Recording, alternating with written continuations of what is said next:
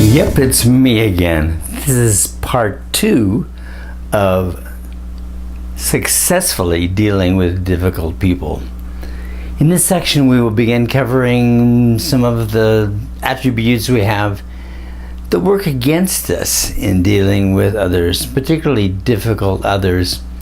But you know, before we actually get into this, sometimes we get into downs and think of dealing with difficult people in a negative way.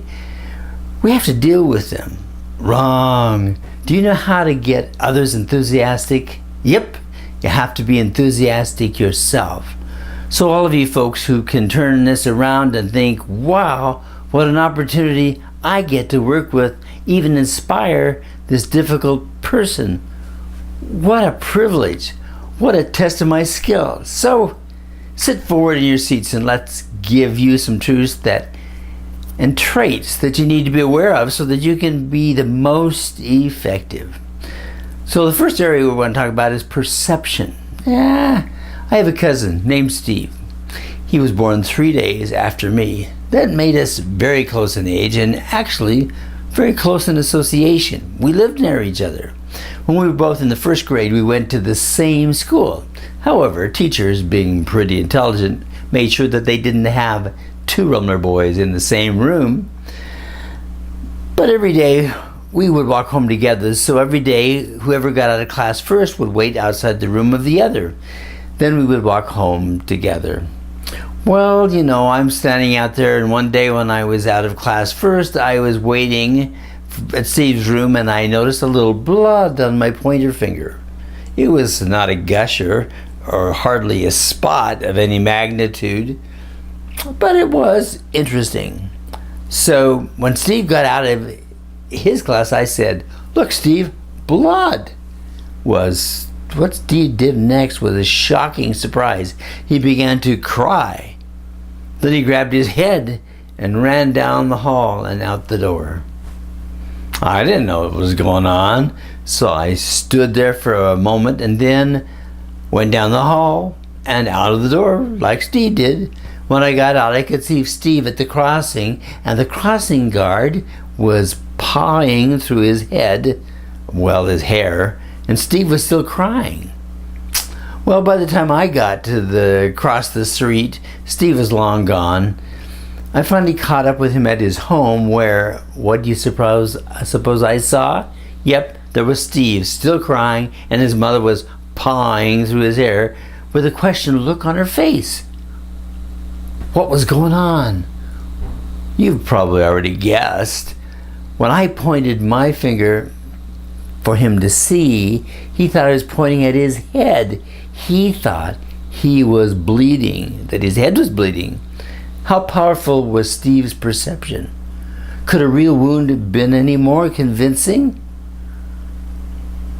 Well, story number 2 on the power of perception.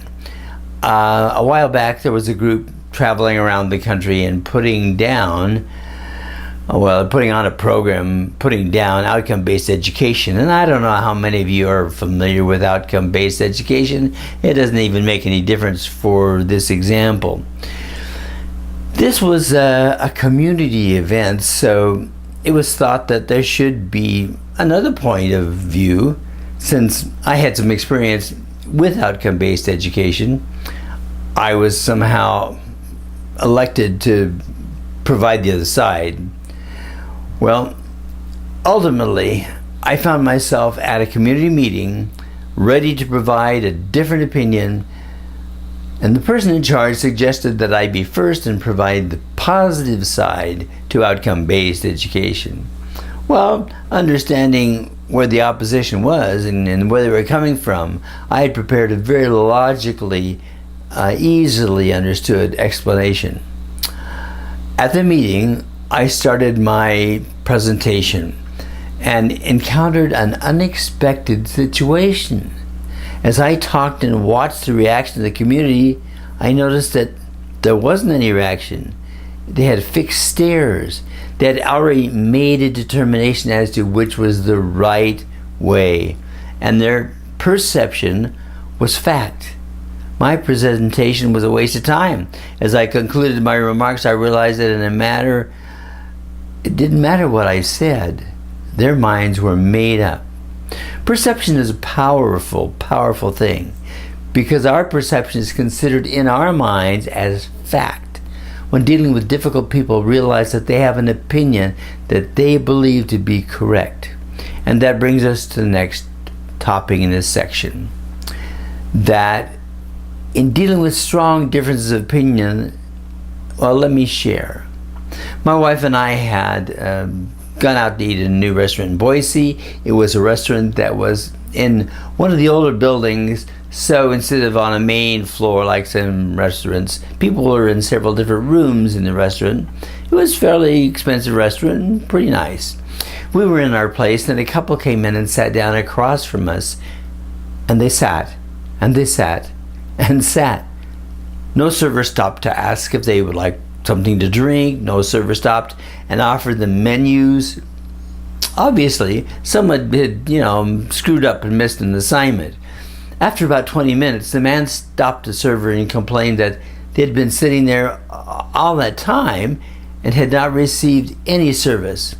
The server was very polite and attentive and said, "I'll go get the manager." A few moments later, a lady showed up at the table. She introduced herself as the manager and asked what the problem was. Well, the man noted that they'd been sitting there for 20 minutes and had had no services whatsoever. The manager responded that they had not been there 20 minutes, perhaps 10, maybe even 15. The man was taken back and reiterated that it had been 20 minutes or more. The manager responded with the same response, that it had only been 10 or 15 minutes. This became an argument. What do you think was the outcome? Well, the results were that the man and the woman got up and walked out. Who was right? Who won? Well, first the couple was in there to eat a meal. They had not eaten a meal and had to leave without the meal. They didn't win. The manager was there to encourage the purchase of food. No food, no meals were purchased by the couple. The manager didn't win. How many of you have ever won an argument? Well, I contend that no one wins an argument. There's an old saying that goes, "A man convinced against his will is of the same opinion still." And my experience and my observations bear that as fact. We may prevail, but when the person goes away from the encounter negatively, you have not won. So a good thing to remember is dealing with difficult people is never to get into an argument. There's another saying, one that states, if you think you're arguing with a fool, consider the fact that your opposition may believe he or she is engaged in a like situation. An important rule, when dealing with difficult people, and others really, never argue. Let us hit one more topic that affects our success with difficult people. How many of you are prejudiced? Well, everyone didn't raise a hand. I contend that everyone has preferences. Everyone is prejudiced. Well, let me just say that if you lined you all up in the room and said, why don't you pick someone who you'd like to be most with, you'll pick one. I mean, you have a choice. You're prejudiced against some and positive towards others. And that's natural. And to a degree, works out. An important question to ask yourself on why am I prejudiced? Number two, how much of an impact is it making on my choices? I should be a leader over an organization that had some 700 employees, some of which were threatening strike. Overall, there was a great deal of negative feeling going on even in the community. I was asked to take the CEO position and straighten everything out. Hey, that's fun. It's my challenge. In my way of working with situations is to work with the people. The most important part of any establishment is the people. And so I began to solve problems through the people.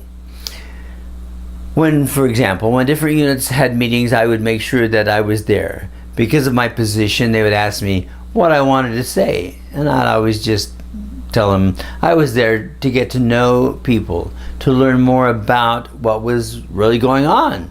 So basically, just ignore me. I'm just here. At the end of each meeting, I would go around the room, introducing myself and getting to know some of them. As I was walking around after one of those meetings, I put my hand out to shake a lady's hand.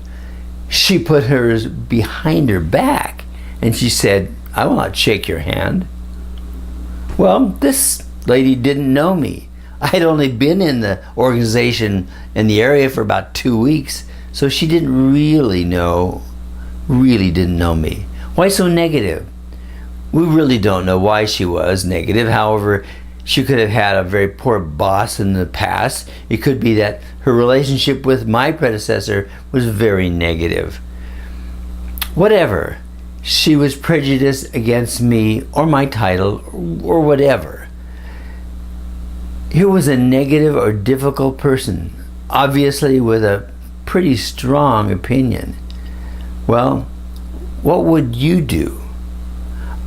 I just told her I appreciated her opinion, and if she ever had comments, observations, or recommendations she would like to share with anyone, she could call me 24/7. And I mean that. So let me summarize. Number one, remember our perceptions to us are fact. And of course, that means that the difficult person has the same situation.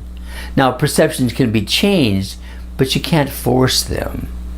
That brings us to number two. Always treat negative and difficult people from a positive side. Never be negative, never be defensive. With a person like this lady, be consistently positive and supportive. It will take time to change her mind. Never argue. That will not change their opinions, and they will most likely end up more difficult and negative. 3, understand and accept the fact that everyone has prejudices and preferences. Just work around yours and try to understand theirs. 4, get out of your way to meet with difficult people. Make the first step forward, not with a sword and a shield, but with an outstretched hand. And of course, that concludes this section number 2. Hopefully number 3, you'll be with us because there's some skills that we'll share with you that will help you be more successful with difficult people. Hope to see you then.